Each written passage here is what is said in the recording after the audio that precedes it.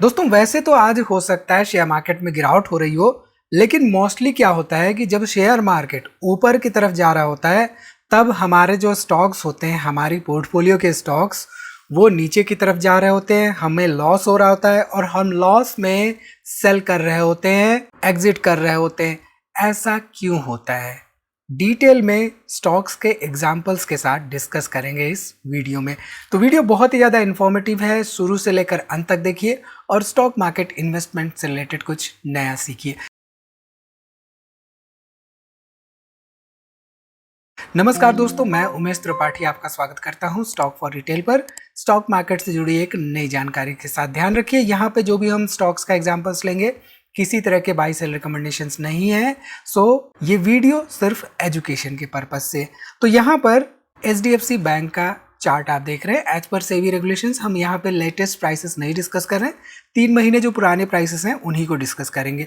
तो यहाँ पे दिखाने का मकसद क्या है, अगले 40 सेकंड में आपको समझ में आएगा ये चार्ट। यहाँ पे ध्यान दीजिए, तो सितंबर 2024 से मार्च 2024 तक जो HDFC बैंक का शेयर प्राइस था, सितंबर 2024 से मार्च 2024 तक ये ऊपर की तरफ गया था। अब कहां से कहां तक गया था हम उसके डिटेल में नहीं जा रहे हैं। PCBL का शेयर प्राइस सितंबर 2024 से मार्च 2025 तक, यहाँ पे सितंबर 2024 से मार्च 2025 तक नीचे की तरफ गया था। एंड बिरला सॉफ्ट का शेयर प्राइस, बिरला सॉफ्ट ये जो पर्टिकुलर कंपनी है IT से रिलेटेड, सितंबर 2024 से मार्च 2025 यहाँ से यहाँ शेयर प्राइस नीचे गया था। ऐसा क्या हुआ कि HDFC बैंक के शेयर प्राइसेस सर्टेन ड्यूरेशन में ऊपर की तरफ जा रहे थे, बट बिरला सॉफ्ट, PCBL जैसी कंपनियों के शेयर प्राइसेस नीचे जा रहे थे।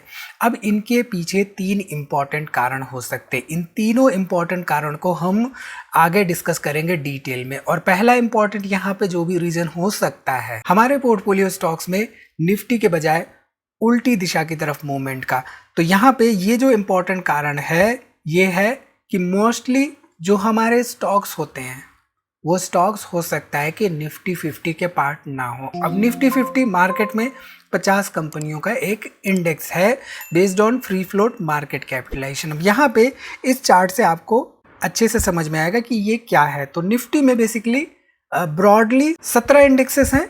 निफ्टी टोटल मार्केट, यहाँ पे हम ये सब डिस्कस नहीं कर रहे हैं। आप ध्यान दीजिए निफ्टी 500 पे, जिससे निकल के निफ्टी 100 आती है, निफ्टी मिड कैप 150 आता है एंड निफ्टी स्मॉल कैप 250 आता है।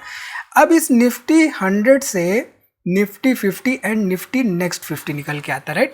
अब निफ्टी 50 हमारे मोर ओवर मार्केट की दिशा और दशा तय करता है, यानी कि निफ्टी 50 का जो भी कंपोजिशन है, जो भी 50 कंपनियां हैं, वो किसी सर्टेन डे में ऑन एन एवरेज क्यूमुलेटिव वे में कैसा मूव कर रही है, उस हिसाब से हमें मार्केट में दिखता है कि भाई मार्केट आज 100 पॉइंट डाउन है या मार्केट आज 200 पॉइंट अप है। तो मान लीजिए कि अगले 4-5 महीनों के लिए निफ्टी 50 के स्टॉक्स में अपवर्ड मूवमेंट हुई क्यूमुलेटिव वे में, यानी कि जो भी इसके कॉन्स्टिट्यूएंट्स हैं उनमें अपवर्ड मूवमेंट हो रही है। और आपकी पोर्टफोलियो में ये 50 के 50 स्टॉक्स नहीं हैं। आपकी पोर्टफोलियो में सर्टेन मान लीजिए 5 ऐसे स्टॉक्स हैं जो कि इन 50 स्टॉक्स की लिस्ट से नहीं बिलोंग करते। तो ऐसे में हो सकता है कि आपकी पोर्टफोलियो में पॉजिटिव मूव के बजाय कुछ और मूव देखने को मिले, ठीक है। तो यहाँ पर अगर आप ध्यान दीजिए तो आप देख सकते हैं कि निफ्टी 50 में HDFC बैंक लिमिटेड हुआ, रिलायंस इंडस्ट्रीज हुई, ICICI बैंक लिमिटेड हुआ, Infosys, Larsen and Toubro, ITC, axis bank, Mahindra and Mahindra. किसी तरह के रिकमेंडेशंस नहीं है, मैं आपको यहाँ पे समझाना ये चाह रहा हूँ कि टॉप कॉन्स्टिट्यूएंट्स हैं बाय वेटेज, यानी कि 12% 13% का वेटेज तो HDFC बैंक लिमिटेड का ही है। तो किसी सर्टेन डे में अगर HDFC बैंक लिमिटेड पे प्रेशर रहता है तो ये 13% यहाँ पे बड़ा वेटेज रखता है उस निफ्टी 50 में, यानी कि निफ्टी 50 के ऊपर उस दिन प्रेशर रहने की संभावना रहती है। ऐसे में ये 2 कंपनियों पे प्रेशर रहेगा तो ये सीधे सीधे 21% हो जाता है। ये 3 कंपनियां, यहाँ पे 3 कंपनियां 30% का वेटेज रखती हैं भारत के ओवरऑल शेयर मार्केट में।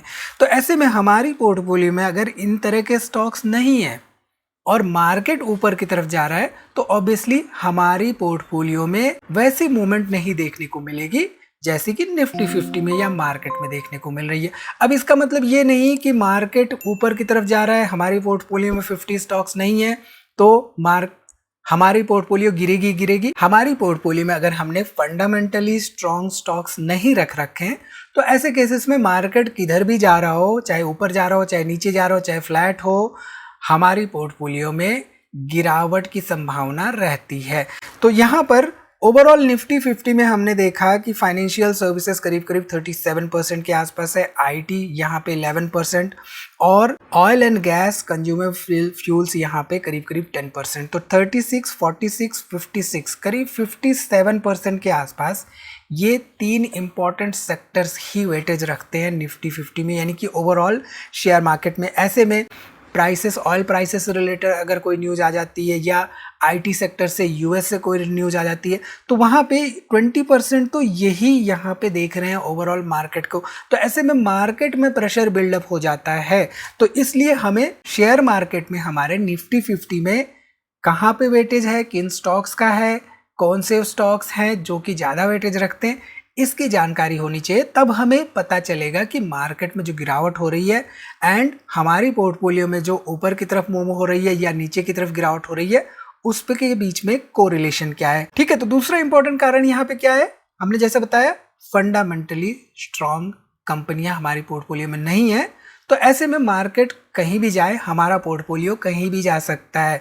तो यहाँ पे बेसिकली फंडामेंटली साउंड कंपनी है या नहीं उसको देखने के लिए हम बहुत सारे पैरामीटर्स यूं तो देखते हैं, लेकिन एक इम्पॉर्टेंट आपको क्राइटेरिया बता रहा हूं जिसको कि आपको देखना चाहिए, और वो क्राइटेरिया है बिजनेस के साथ साथ कंपनी की overall sales growth track record and profitability growth track record. तो यहाँ पे फॉर एग्जांपल एक सर्टेन कंपनी का हम ये सेल्स ट्रैक रिकॉर्ड ले रहे हैं। तो 2014 में करीब 12,000 करोड़ का मार्केट कैप था। अब धीरे धीरे देखिए, धीरे धीरे ही सही पिछले साल से अगले साल में इनका जो सेल्स है वो बढ़ता हुआ दिखाई दे रहा है। वहीं पे प्रॉफिटेबिलिटी की बात करें तो धीरे धीरे ही सही प्रॉफिट बिफोर टैक्स यहाँ पे बढ़ता हुआ दिखाई दे रहा है। 2025 आते आते यहाँ पे देखिए तो आप देख सकते हैं 33,000 करोड़ रुपए के आसपास सेल्स हो चुका है और 5,000 करोड़ रुपए के आसपास यहाँ पे प्रॉफिट बिफोर टैक्स हो चुका है। अब ध्यान दीजिए तो पिछले साल के मुकाबले प्रॉफिटेबिलिटी में गिरावट आई है। तो ऐसे में हो सकता है शेयर प्राइसेस में भी गिरावट देखने को मिली हो। तो जनरली क्या होता है कि मोस्टली कंपनियां अपने फंडामेंटल्स के हिसाब से अपने शेयर प्राइसेस को फॉलो करती हैं। नहीं करने के कई सारे रीजंस होते हैं। कई कंपनियां ऐसी भी होती हैं जहां पे प्राइसेस बढ़ा भी दिए जाते हैं, उसके बारे में हम फिलहाल कभी और डिस्कशन करेंगे। यहाँ पे फंडामेंटली स्ट्रॉन्ग कंपनियां क्या होती है सिंस ये डिस्कस कर रहे हैं, सो मैंने ये एग्जाम्पल लिया है। ठीक है, अब इसी एग्जाम्पल को आगे बढ़ाते हुए शेयर होल्डिंग पैटर्न देख लेते हैं। तो शेयर होल्डिंग पैटर्न में प्रमोटर्स 53% है, पब्लिक यहाँ पे 20%, और इस पर ध्यान दीजिए FIIs and DIIs year on year FIIs and DIIs क्या 20-25% के आसपास या उससे ज़्यादा रह रहे हैं या नहीं, ये इंपॉर्टेंट होता है फंडामेंटली स्ट्रॉन्ग स्टॉक को जज करने के लिए। ठीक है, 2 इंपॉर्टेंट कारण हमने यहाँ पे जान लिए, राइट। तीसरा इंपॉर्टेंट कारण हो सकता है सेक्टर रोटेशन का, यानी कि जो कंपनी हमने, मान लीजिए जिस कंपनी में हमने इन्वेस्टमेंट किया है उस कंपनी का बिजनेस सेगमेंट तो हमने स्टडी किया लेकिन हमने सेक्टर को स्टडी करना भूल गए। तो ऐसे केस में क्या हुआ, मान लीजिए सेक्टर में गिरावट हो रही है तो उस पर्टिकुलर बिजनेस में भले स्ट्रॉन्ग सेंटिमेंट्स हों बट सिंस बिजनेस बिलोंग करता है सर्टेन सेक्टर को तो स्टॉक पर भी प्रेशर रहेगा। तो यहाँ पे सेक्टर रोटेशन हमारे लिए बहुत इंपॉर्टेंट हो जाता है। तीसरा इंपॉर्टेंट पॉइंट, हमें सेक्टर रोटेशन पे भी ध्यान देना चाहिए जिससे हम स्टॉक स्पेसिफिक एनालिसिस कर सकते हैं। फॉर एग्जांपल यहाँ पे आईटी सेक्टर की अगर हम बात करें तो हमें दिसंबर 2024 से मार्च 2025 तक यहाँ पे ओवरऑल आईटी सेक्टर में गिरावट देखने को मिली। अब आईटी बीज का हमें यहाँ पे एग्जांपल ले रहे हैं टू जज द आईटी सेक्टर। हालांकि आईटी सेक्टर वास्ट है, डिटेल में हम नहीं जा रहे हैं सिंस हमारा मकसद है यहाँ पे आपको एग्जांपल के जरिए समझाना। मार्केट को देखें अगर हम इसी ड्यूरेशन में, तो मार्केट में देखिए दिसंबर 2024 से मार्च 2024 मार्केट वहीं का वहीं था, यानी कि मार्केट एक तरह से फ्लैट था। पहले गिरावट हुई फिर उसी पॉइंट पे आ गया मार्च 2025 तक, तो मार्केट कहीं नहीं गया, यानी कि जो निफ्टी 50 के स्टॉक्स थे वो कहीं नहीं गए, बट ओवरऑल आईटी सेक्टर में गिरावट देखने को मिली। ऐसे में निफ्टी 50 में जो 10-11% का आईटी सेक्टर का योगदान है उसका प्रेशर कहीं ना कहीं इस पर्टिकुलर मार्केट पर देखने को मिला।